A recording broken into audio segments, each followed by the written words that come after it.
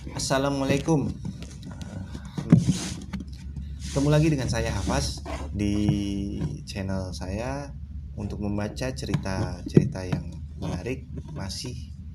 Hari ini masih seputar Harry Potter, The Prisoner of Azkaban. Kita akan baca chapter berapa hari ini?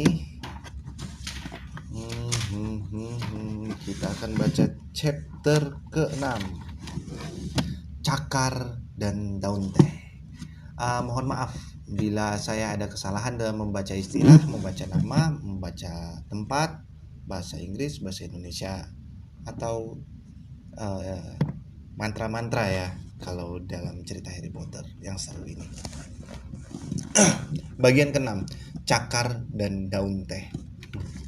Ini seru, ilustrasinya seru.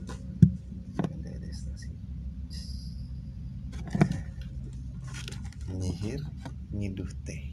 Penyihir bukan itu, penyihir mungkin ya. Kacamata bulan separuh.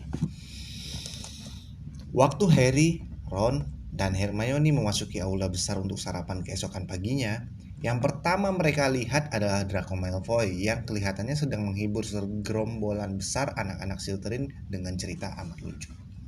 Saat mereka lewat, Malfoy berpura-pura pingsan dengan lagak konyol sekali dan terdengar ledakan tawa. "Jangan pedulikan dia," kata Hermione yang berada tepat di belakang Harry. "Abaikan saja, tidak layak diladeni." "Hai Potter!" teriak Pansy Parkinson, cewek Slytherin dengan wajah seperti anjing pesek. "Potter, Dementor datang! Potter!" Harry duduk di meja Gryffindor di sebelah George Weasley. "Daftar pelajaran anak-anak kelas 3 yang baru," kata George membagikannya. "Kenapa kau, Harry?" "Malfoy," kata Ron, duduk di sisi lain George dan mendelik ke meja Slytherin. George mendongak tepat ketika Malfoy sedang berpura-pura pingsan ketakutan lagi. "Si brengsek itu," katanya kalem. "Dia tak segagah itu semalam ketika Dementor datang ke gerbong kereta kami. Dia kabur ke kompartemen kita kan, Fred?" "Nyaris terkencing-kencing," kata Fred, menggeleng meremehkan ke arah Malfoy. "Aku sendiri tak begitu senang," kata George. "Mengerikan sekali Dementor-Dementor itu. Rasanya seperti membekukan bagian dalam tubuh kita, ya?" kata Fred. "Tapi kalian tidak pingsan kan?" kata Harry pelan. "Lupakan saja Harry," kata George membesarkan hati Harry. "Dad pernah harus ke Azkaban sekali. Ingat Fred? Dan dia bilang itu tempat paling mengerikan yang pernah dikunjunginya. Dia pulang dalam keadaan lemah dan gemetaran. Para Dementor itu menghisap kebahagiaan dari tempat-tempat di mana mereka berada. Sebagian besar napi di sana jadi gila. Kita lihat saja nanti senang apa Malfoy setelah pertandingan Quidditch pertama kita," kata Fred. "Gryffindor lawan Slytherin, pertandingan pertama tahun ajaran ini. Ingat, sekali-sekali Harry dan Malfoy berhadapan dalam pertandingan Quidditch. Sekali-sekalinya Harry dan Malfoy berhadapan dalam pertandingan Quidditch, Malfoy kalah total. Merasa sedikit lebih gembira, Harry mengambil sosis dan tomat goreng." Hermione memeriksa daftar pelajaran barunya. "Oh, bagus. Kita memulai beberapa pelajaran tahun baru ini," katanya senang. "Hermione," kata Ron mengernyit ketika dia menatap melalui bahu Hermione. "Mereka keliru menyusun daftar pelajaranmu. Lihat,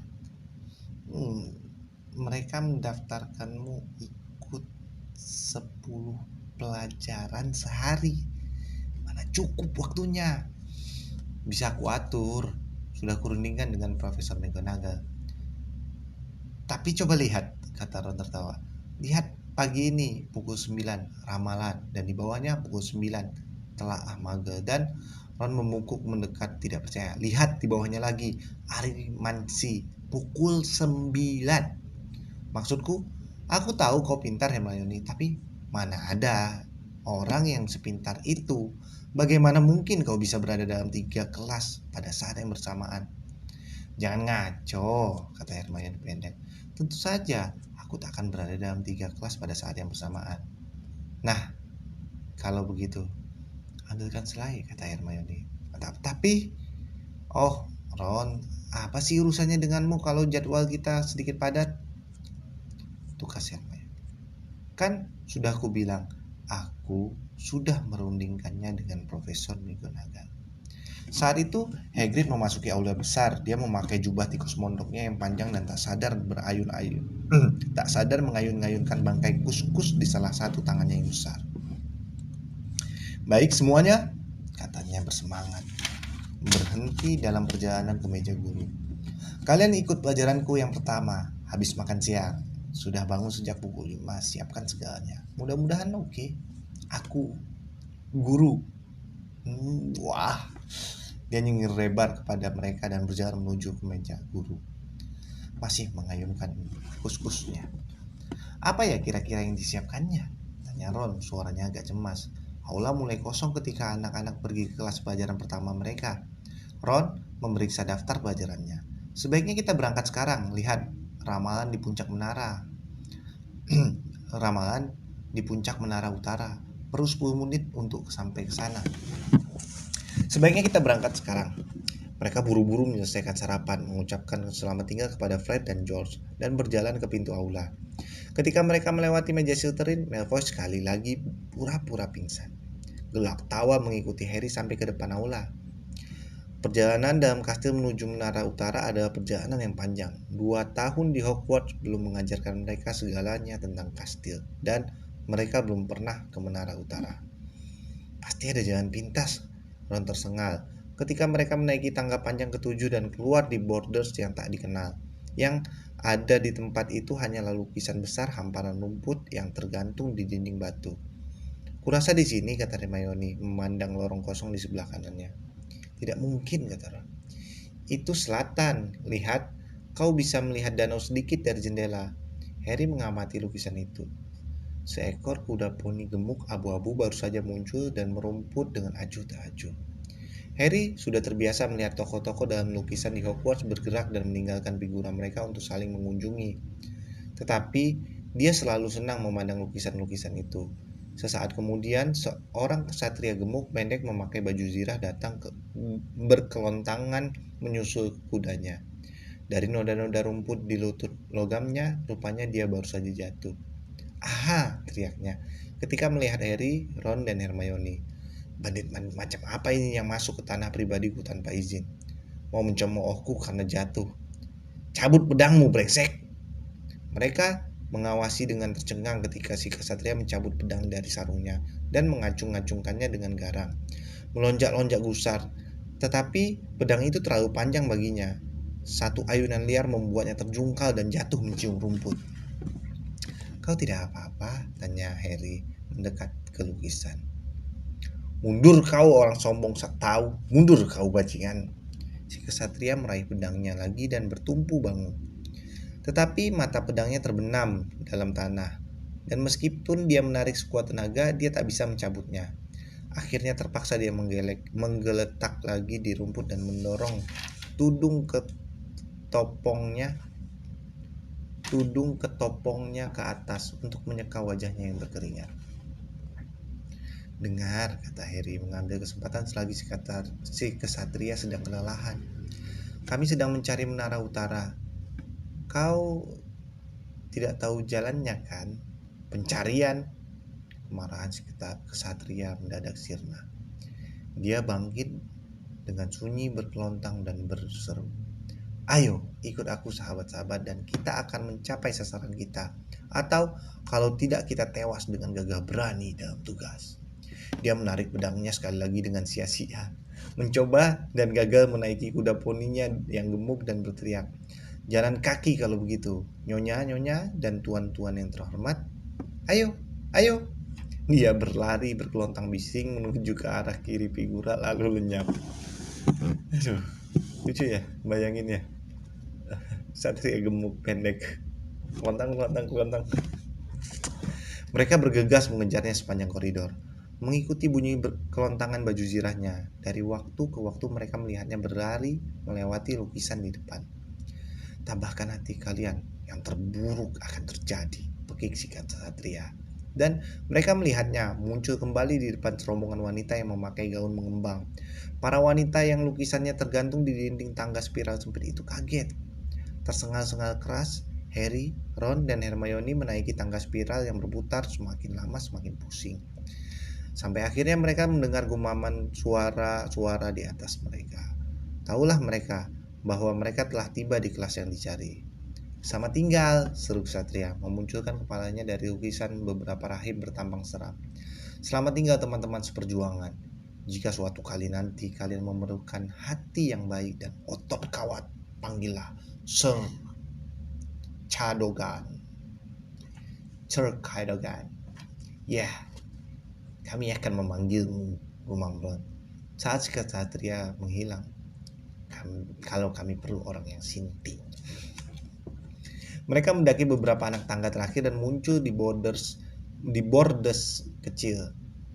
Sebagian besar anak-anak sudah berkumpul di situ. Tidak ada pintu satupun di bordes ini. Ron menyenggol Harry dan menunjuk langit-langit. Tampak pintu tingkap bundar tertempel plakat kuningan. Sibyl Trelawney, guru ramalan. Harry membaca. "Bagaimana kita bisa naik ke situ?" Seakan menjawab pertanyaannya, pintu tingkap itu mendadak terbuka dan sebuah tangga keperakan meluncur turun tepat di depan kaki Harry. Semua langsung diam. "Silakan," kata Ron nyengir. Maka Harry menaiki tangga itu paling dulu. Dia tiba di kelas paling aneh yang pernah dilihatnya. Malah, ruang itu sama sekali tidak kelihatan seperti kelas. Lebih cocok dikatakan campuran antara loteng penyimpanan barang dengan tempat minum teh kuno. Paling tidak 20 meja bundar kecil berdesakan dalam ruangan itu.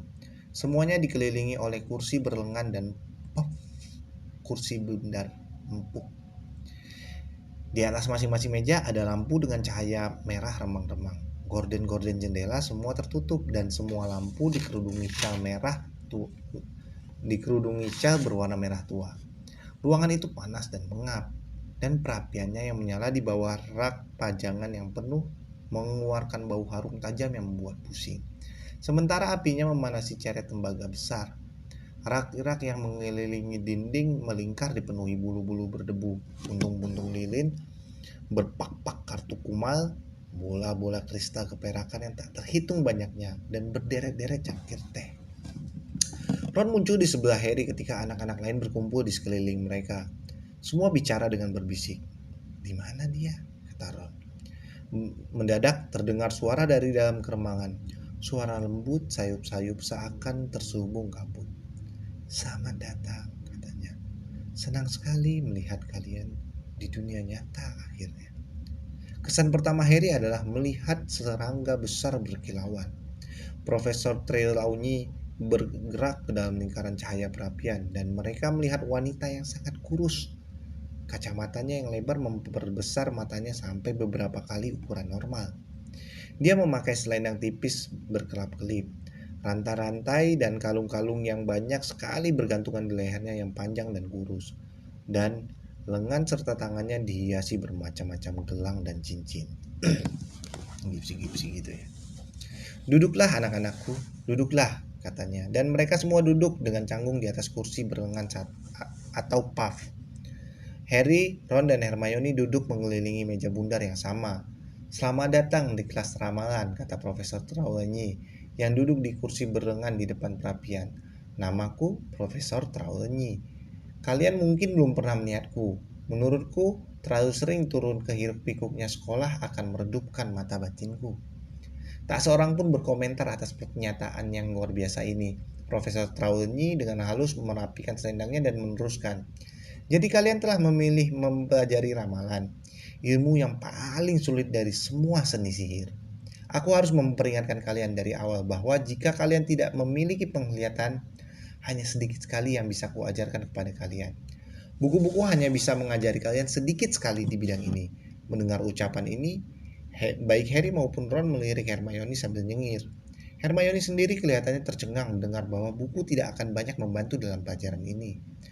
Banyak penyihir wanita dan pria meskipun berbakat di area ledakan keras dan bau-bauan dan menghilang mendadak tak sanggup menembus misteri masa depan yang terselubung. Profesor Trelawney melanjutkan, matanya yang besar berkilauan berpindah-pindah dari wajah cemas yang satu ke wajah cemas yang lain. "Ini bakat yang dianugerahkannya hanya kepada sedikit orang. Kau, nak, katanya mendadak kepada Neville yang nyaris terjungkal dari kursi bundarnya. Apakah nenekmu baik-baik saja? Saya rasa begitu, kata Neville dengan suara gemetaran. Aku takkan seyakin itu kalau aku jadi kau, nak, kata Profesor Trelawney. Cahaya perapian memantul dari anting-anting zamrudnya yang panjang. Neville menelan ludah. Profesor Trelawney melanjutkan dengan tenang. Kita akan mempelajari metode dasar ramuan tahun ini. Semester pertama untuk mempelajari cara membaca daun teh. Semester berikutnya kita akan maju ke rajah tangan. Ngomong-ngomong, nak, ujarnya mendadak ke Parvati Patil. Hati-hati terhadap laki-laki berambut merah. Parvati kaget memandang Ron yang persis di belakangnya dan menggeser kursinya menjauh. Pause dulu kayaknya ya. Baterainya habis. Kita lanjutin nanti ya. Kembali lagi. Maaf yang tadi habis baterai ya. Lanjut lagi ya. Parvati kaget memandang Ron yang persis di belakangnya dan menggeser kursinya menjauh. Dalam semester musim panas, Profesor Trelawney melanjutkan. Kita maju lagi ke bola kristal, tapi itu kalau kita sudah menyelesaikan pertanda api. Sayangnya, kelas kita akan terganggu di bulan Februari oleh wabah flu berat. Aku sendiri akan kehilangan suara. Dan menjelang Paskah, salah satu dari kita akan meninggalkan kita selamanya. Keheningan yang sangat menegangkan menyusul pengumuman ini. Tetapi Profesor Trelawney kelihatannya tidak menyadarinya. Nak, katanya kepada Lavender Brown yang duduk paling dekat dengannya dan mengerut di kursinya. Tolong ambilkan teko teh perak yang paling besar itu. Lavender tampak lega, berdiri, mengambil teko besar sekali dari rak dan menaruhnya di atas meja di depan Profesor Trelawney. Terima kasih, nak. Ngomong-ngomong, hal yang sangat kau takutkan akan terjadi pada hari Jumat, tanggal 16 Oktober. Lavender gemetar. Sekarang aku ingin kalian berpasangan. Ambil cangkir dari rak. Datanglah kepadaku dan aku akan mengisinya. Kemudian duduk dan minumlah. Minum sampai tinggal ampasnya yang tersisa. Putar ampas itu di dalam cangkir 3 kali dengan tangan kiri. Kemudian balik cangkirnya di atas tatakannya. Tunggu sampai tetesan terakhir tehnya menitik. Kemudian berikan cangkirnya kepada pasanganmu untuk dibaca. Kalian akan menafsirkan pola yang tampak berdasarkan halaman 5 dan 6 buku menyikap kabut masa depan. Aku akan berkeliling di antara kalian dan memberi instruksi. Oh, dan kau, nak. Dia menangkap lengan Neville ketika Neville bangun. Setelah memecahkan cangkir pertamamu, maukah kau memilih motifnya yang motifnya biru? Aku suka sekali yang merah jambu. Benar saja, baru saja Neville tiba di rak cangkir, terdengar denting porselen yang pecah. Profesor Trelawney bergerak gesit mendekatinya, membawa pengki dan sikat, dan berkata, yang biru saja, nak, kalau kau tak keberatan. Terima kasih. Ketika cangkir Harry dan Ron sudah terisi, mereka kembali ke meja dan mencoba meminum teh panas itu cepat-cepat. Mereka memutar endapan daun teh seperti yang diinstruksikan Profesor Trelawney. Kemudian meniriskannya dan saling bertukar cangkir. Nah, kata Ron ketika mereka berdua membuka buku mereka pada halaman 5 dan 6. Apa yang kau lihat di cangkirku? Daun basah coklat, kata Harry. Asap tebal wangi dalam ruangan itu membuatnya mengantuk dan merasa bodoh. Lapangkan pikiran kalian, anak-anak. Biarkan mata kalian melihat, melampaui hal-hal duniawi, seru Profesor Trelawney menembus keremangan. Harry berusaha menguasai diri. Baik, yang ada di cangkirmu semacam salib goyah, katanya sambil memeriksa menyikap kabut masa depan. Itu berarti kau akan mengalami cobaan dan penderitaan. Sorry saja, tapi yang itu bisa dianggap matahari. Tunggu, itu berarti kebahagiaan yang besar dan kau akan menderita, tapi sangatlah bahagia. Mata batinmu perlu diperiksa menurutku, kata Ron. Dan mereka berdua harus menahan tawa ketika Profesor Trelawney memandang ke arah mereka. Giliranku, Ron menatap ke dalam cangkir Harry. Dahinya mengernyit. Ada yang seperti topi pemain bowling, katanya. Mungkin kau akan bekerja di Kementerian Sihir. Ron memutar cangkir Harry. Tapi kalau dari arah sini lebih mirip buah egg. Apa artinya? Dia membaca buku menyingkap kabut masa depan. Rezeki nomplok emas yang tak disangka-sangka. Bagus sekali. Kau bisa meminjamkanku sebagian. Dan di sini dia memutar cangkir itu lagi. Ada yang mirip binatang. Ya, kalau itu kepalanya kelihatannya seperti kuda Nil, bukan biri-biri. Profesor Trelawney berputar ketika Harry mendengus tawa. Coba kulihat nak, katanya dengan nada mencela kepada Ron. Seraya bergegas mendekat dan merebut cangkir itu dari dirinya. Semua anak langsung diam untuk menonton. Profesor Trelawney mengamati dasar cangkir. Memutar-mutarnya berlawanan arah dengan arah jarum jam. Elang, nak, kau punya musuh mematikan. Tapi semua orang tahu itu, kata Hermione dalam bisikan keras. Profesor Trelawney memandangnya. Memang betul, kata Hermione. Semua orang tahu tentang Harry dan Anda tahu siapa. Harry dan Ron menatap Hermione heran bercampur kagum. Mereka belum pernah mendengar Hermione berbicara seperti itu kepada seorang guru. Profesor Trelawney memilih tidak menjawab. Dia kembali mengarahkan matanya yang besar ke dalam cangkir Harry dan memutarnya lagi. Pentungan, serangan, astaga. Astaga. Ini bukan cangkir yang menyenangkan. Saya kira itu topi pemain bowling, kata Ron malu. Tengkorak. Bahaya menghadang, nak. Semua terpaku menatap Profesor Trelawney yang memutar cangkir itu untuk terakhir kalinya. Terperangah kemudian menjerit. Terdengar dinding porselen pecah lagi. Neville memecahkan cangkirnya yang kedua. Profesor Trelawney terenyak di sebuah kursi berlengan.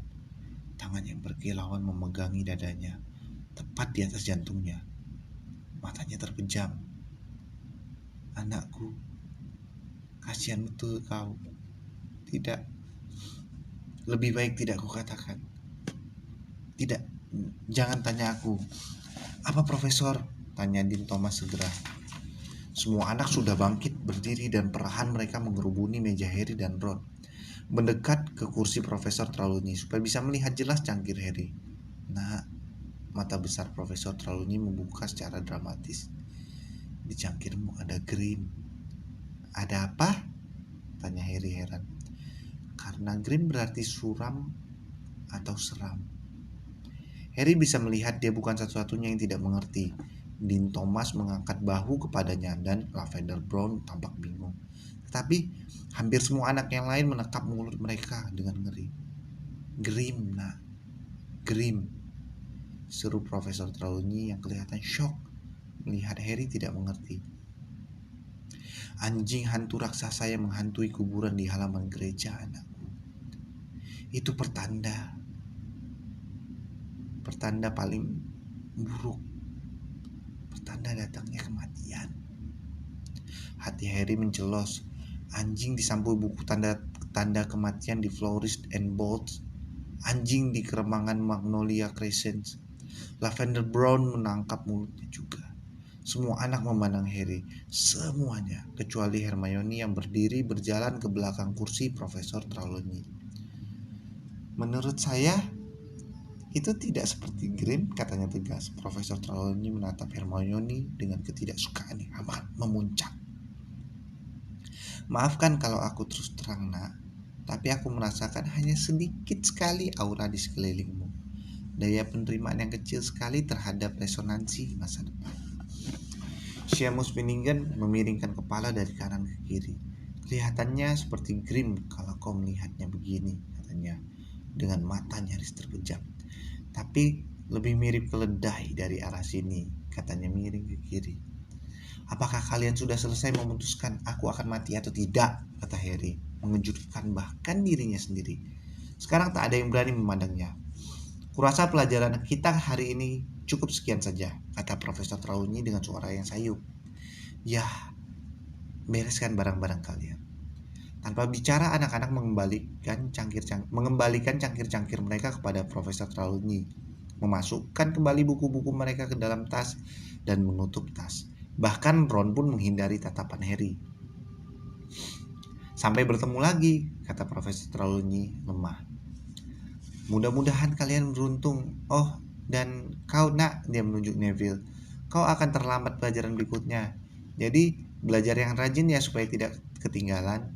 Ron, Harry, dan Hermione menuruni tangga Profesor Trelawney dan tangga menara yang berputar-putar tanpa bicara. Kemudian berangkat ke pelajaran transfigurasi Profesor McGonagall. Lama sekali mereka baru berhasil menemukan kelasnya, sehingga meskipun meninggalkan kelas ramalan lebih awal, mereka tiba di kelas transfigurasi tepat pada waktunya. Harry memilih tempat duduk di deretan paling belakang. Dia merasa duduk diterangi lampu sorot terang benderang. Anak-anak yang lain tak henti-hentinya mencuri pandang ke arahnya, seakan dia bisa mati mendadak. Harry nyaris tidak mendengar penjelasan Profesor McGonagall kepada mereka tentang animagi, atau para penyihir yang bisa berubah menjadi binatang kapan saja mereka mau. Dan bahkan tidak mengawasi mereka ketika Profesor McGonagall mengubah diri di depan mata mereka semua menjadi seekor kucing betina dengan tanda seperti bentuk kacamata mengelilingi matanya. Astaga, kenapa sih kalian harian ini? Tanya Profesor McGonagall. Berubah menjadi dirinya lagi dengan bunyi plop pelan dan memandang mereka semua. Walaupun bagiku tak apa-apa, tapi ini pertama kalinya transformasiku tidak mendapat aplaus. Kepala semua anak menoleh menghadap Harry lagi, tapi tak ada yang bicara. Kemudian Hermione mengangkat tangan. Maaf Profesor, kami baru saja ikut pelajaran ramalan untuk pertama kalinya, dan kami membaca daun-daun teh. Ah, tentu saja, kata Profesor McGonagall mendadak mengernyit. Tak perlu kau jelaskan lebih panjang lagi, Miss Granger. Beritahu aku siapa di antara kalian yang akan mati tahun ini. Semuanya ternganga memandangnya. Saya, kata Harry akhirnya. Nah, begitu, kata Profesor McGonagall, menatap tajam Harry dengan mata manik-maniknya. Kalau begitu kau perlu tahu, Potter, bahwa Sibyl Trelawney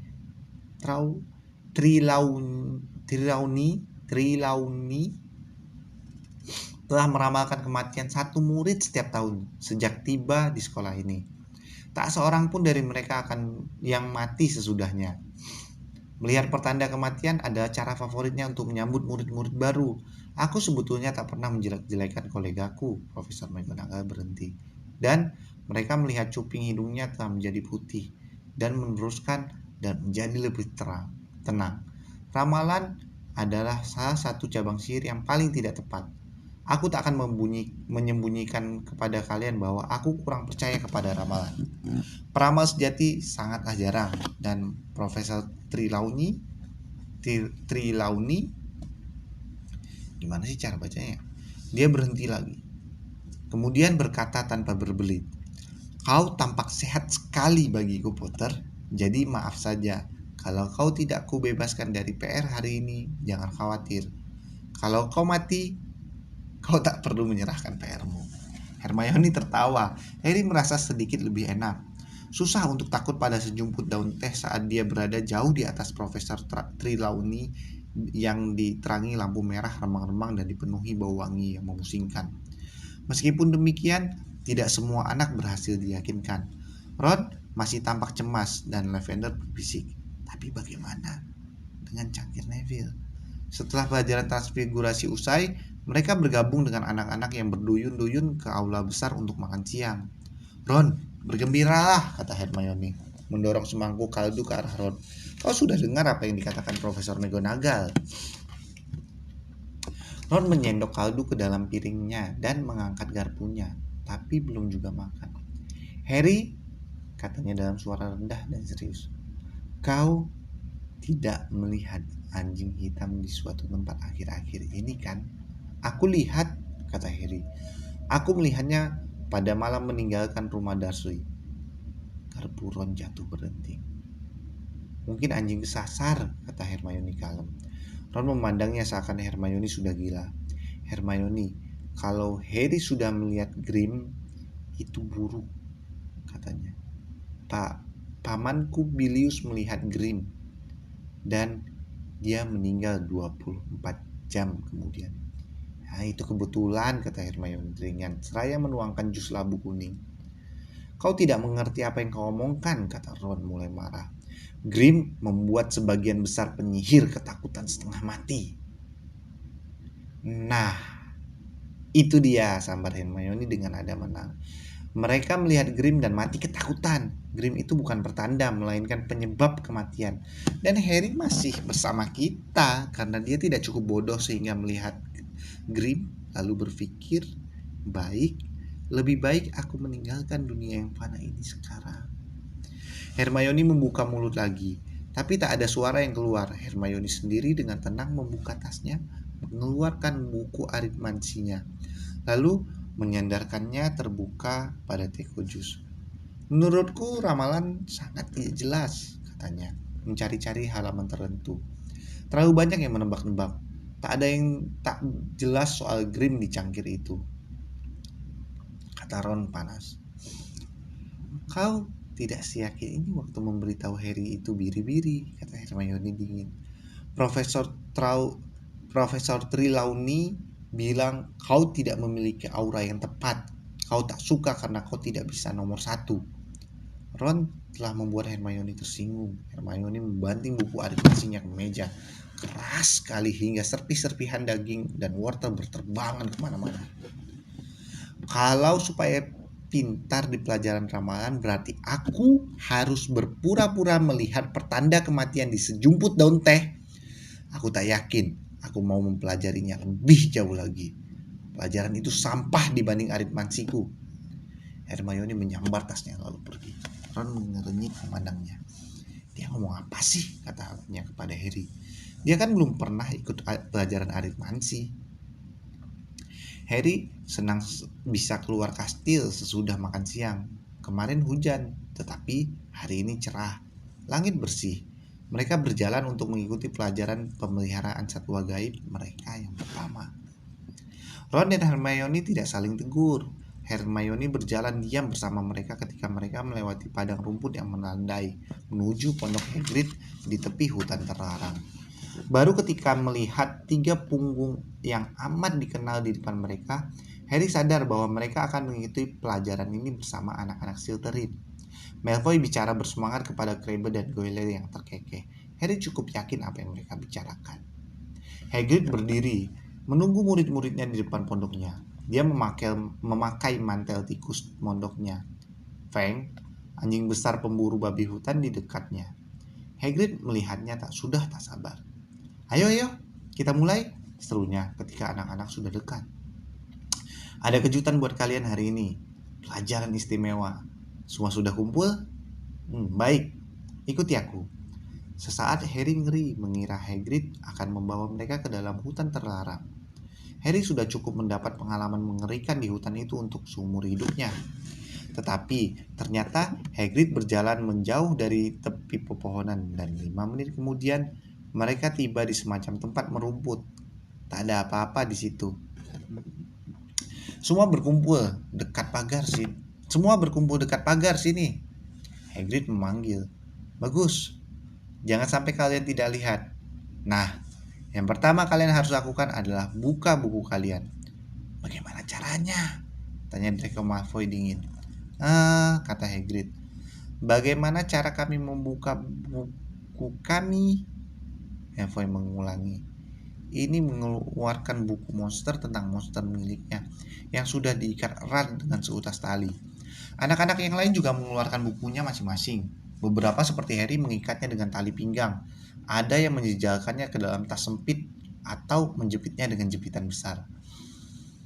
Apa tak ada yang bisa buka buku kalian? Tanya Hagrid tanpa kecewa sekali. Anak-anak mulai menggeleng.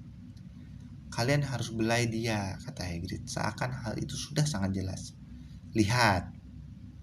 Dia mengambil buku Hermione dan mengoyak spellotape yang membebatnya. Buku ini mencoba menggigitnya, tetapi Hagrid membelai punggungnya dengan satu jari yang besar. Si buku bergidik, kemudian membuka dan menggeletak diam di tangannya. Oh, bodoh benar kita semua, cemooh Malfoy. Kita mestinya membelainya, kenapa tidak terpikir ya? Kupikir buku ini lucu, kata Hagrid bimbang kepada Hermione. Oh, lucu sekali, kata Malfoy. Sungguh jenaka. memberi kami buku yang mencoba menggigit tangan kami sampai copot. Diam Malfoy, kata Harry tegas. Hagrid tanpa terpukul dan Harry menginginkan pelajaran pertama Hagrid ini sukses. Baiklah, kata Hagrid yang kelihatannya kehilangan pegangan. Jadi kalian sudah punya buku dan sekarang kalian butuh satwa gaib. Ya, jadi aku akan ambil sekarang. Tunggu. Hagrid meninggalkan mereka, menghilang ke dalam hutan. Buset, tempat ini parah benar, kata Malfoy keras-keras. Si tolol itu mengajar. Ayahku akan pingsan kalau ku beritahu. Diam Malfoy, Harry mengulangi. Hati-hati Potter, ada Dementor di belakangmu. Pergi Lavender Brood menuju ke depan. Selusin makhluk gaib, selusin makhluk paling ajaib yang pernah dilihat Harry berjalan ke arah mereka. Tubuh bagian belakang, kaki belakang, dan ekor mereka adalah tubuh, kaki, dan ekor kuda. Tetapi bagian depannya memiliki sayap, kepala dan cakar seperti elang raksasa, dengan paruh tajam dan kejam berwarna baja, dan mata berwarna jingga cerah. Cakar kaki depannya sepanjang 15 cm dan tampak mematikan. Masing-masing binatang itu memakai kalung kulit tebal di sekeliling leher mereka, yang dikaitkan kepada rantai panjang, dan ujung semua rantai ini dipegang oleh tangan besar Hagrid yang masuk ke padang rumput di belakang binatang-binatang itu. Ayo maju, serunya, mengguncang-guncang rantainya dan mendesak makhluk-makhluk itu ke arah pagar tempat anak-anak berdiri.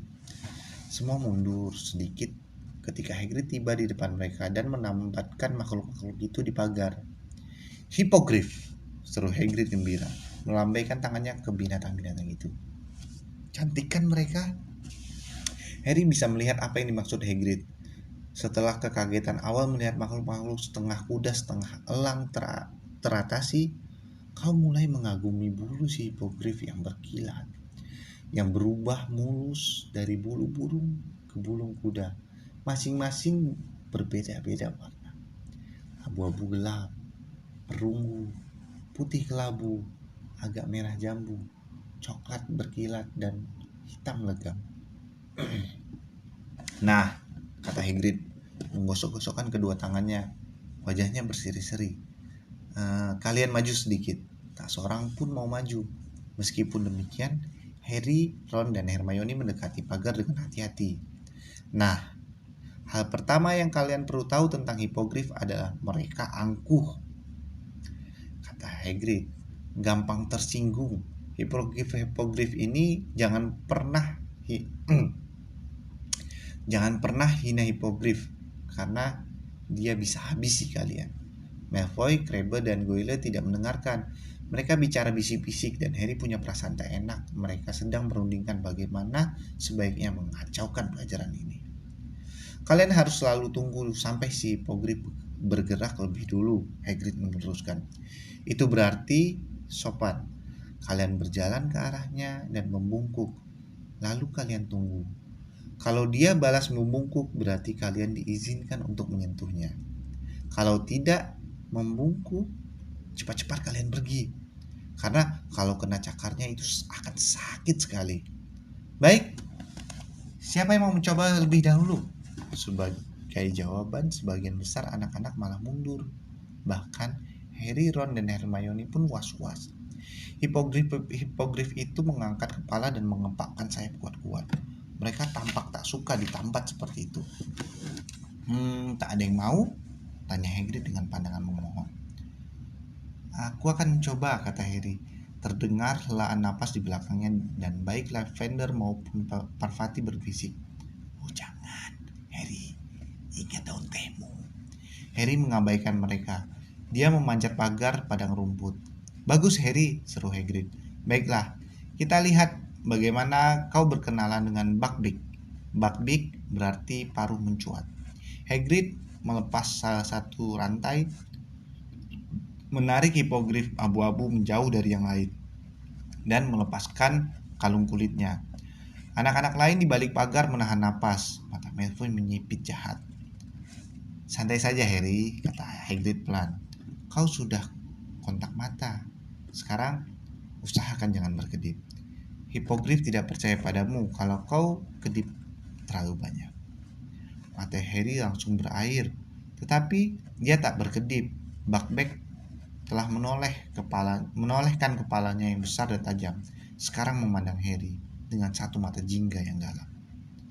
Betul, kata Hagrid. Betul begitu, Harry. Sekarang membungkuk.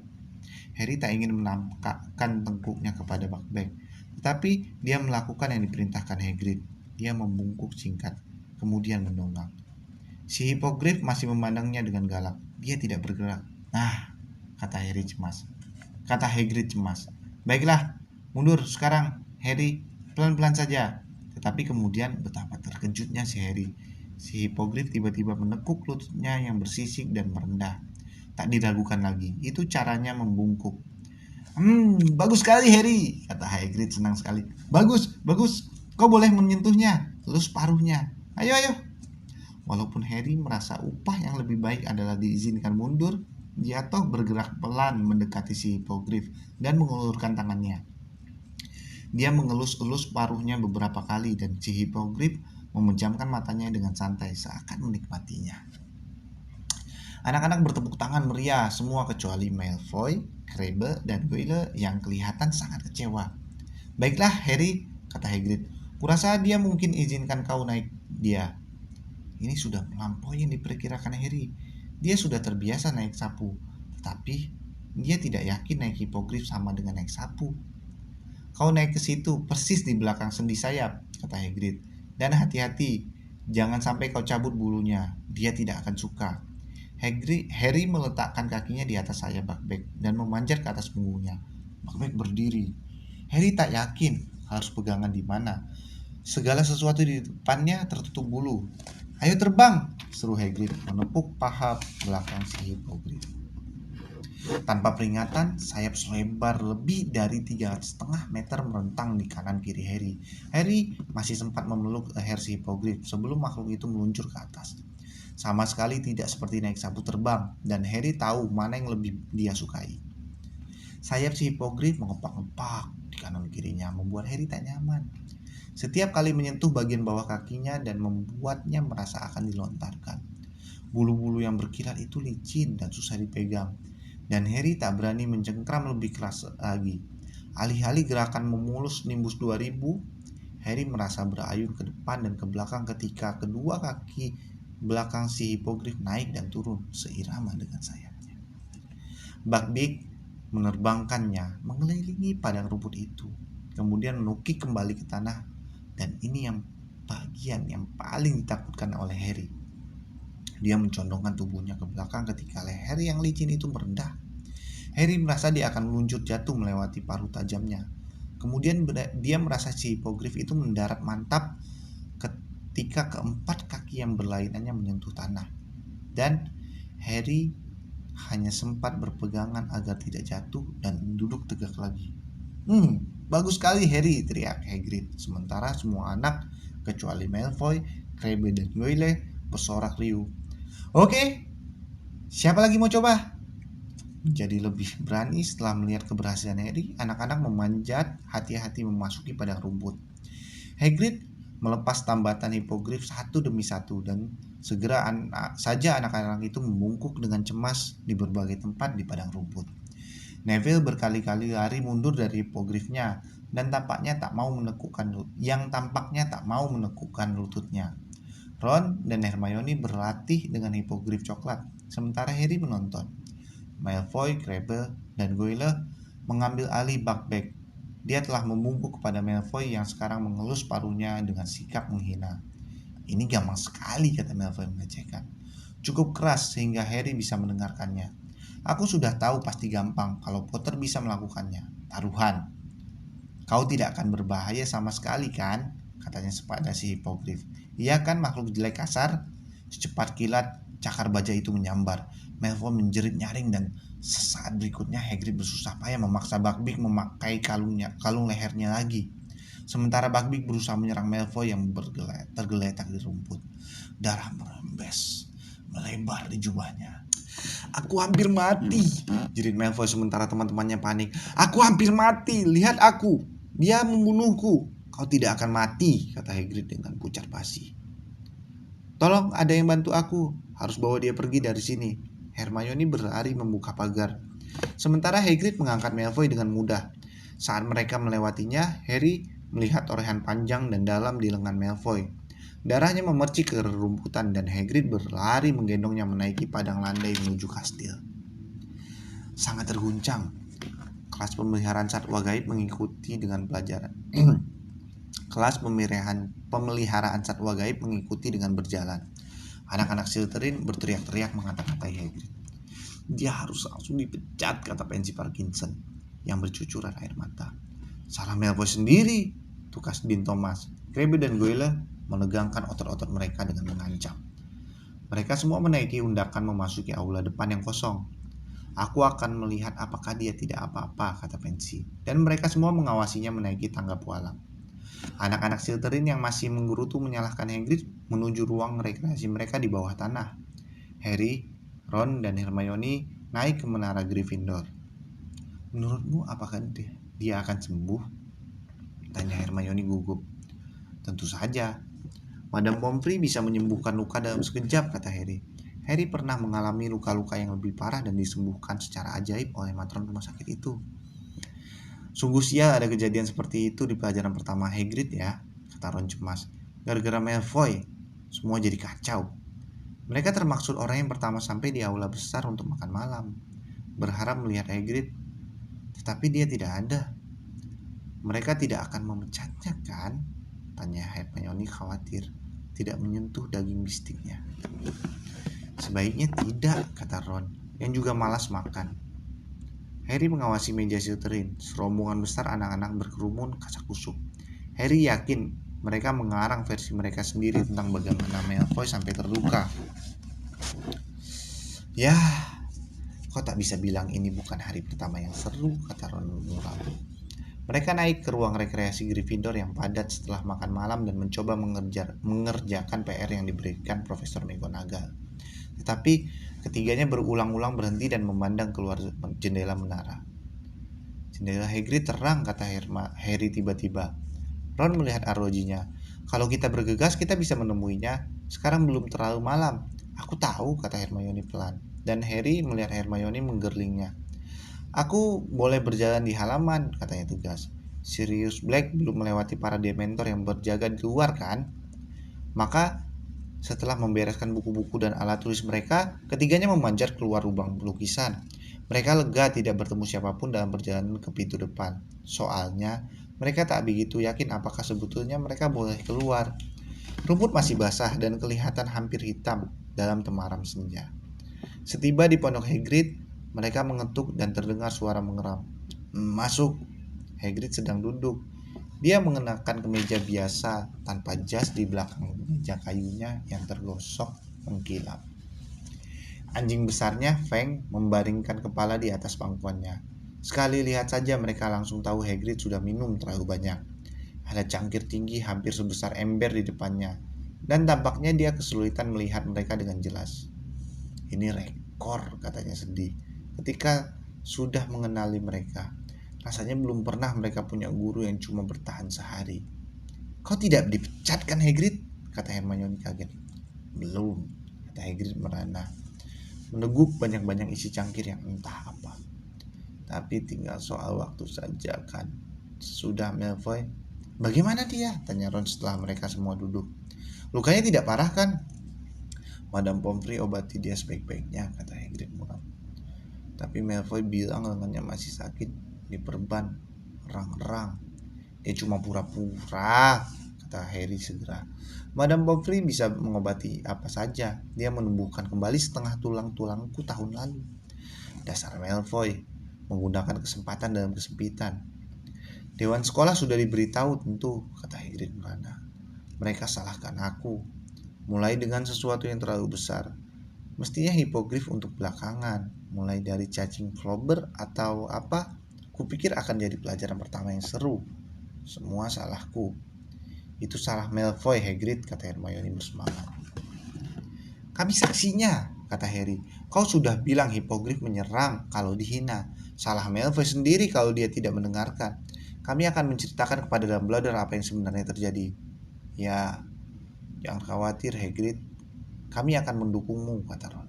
Air mata bergulir dari sudut-sudut mata kumbang Hagrid yang berkerut.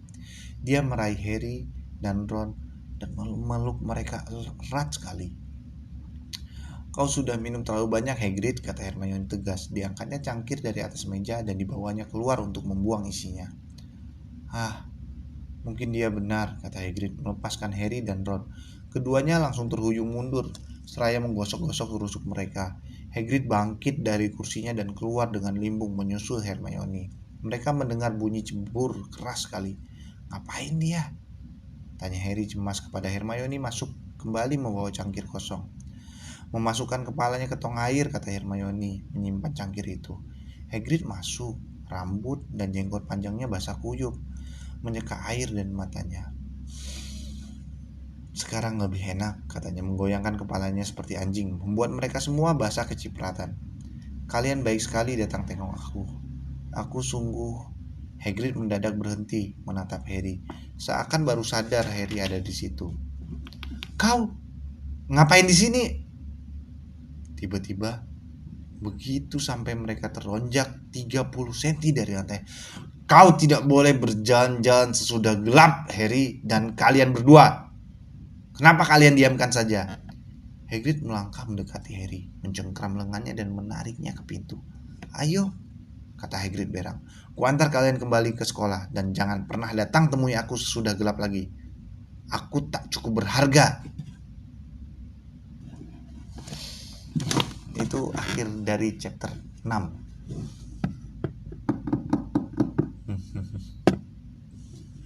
Seperti biasa, mendatangkan keseruan-keseruan yang tidak kita duga mungkin. Tapi rupanya chapter ini menjelaskan apa yang dinaiki Harry di covernya. Hippogriff. Itu ilustrasi yang digambarkan di depannya. Tapi entah kenapa di chapter ini saya jadi penasaran kepada alih bahasanya. Alih bahasanya itu Ristiana Srisanti. Rasanya Ristiana Srisanti juga mengalihkan bahasa di 2 tahun sebelumnya. Cuman banyak bahasa-bahasa baku. Dan tadi ada beberapa bahasa kasar ya. Maaf kalau nggak keedit. Jadi ini mungkin untuk 13 tahun ke atas, ini untuk remaja. Novelnya untuk remaja. Kata-kata yang kasar tadi pada zamannya sih saya berasa itu belum terlalu kasar, hanya ungkapan ya. Ungkapan-ungkapan kekesalan dan marah. Tapi mungkin zaman sekarang itu udah naik makin kasar lagi. Ini kan terbitan tahun berapa ya? Cetakan kedua Januari 2008, di tahun 2008. Oke, segitu saja. Terima kasih telah mendengarkan. Salam sehat selalu, salam berbahagia. Assalamualaikum.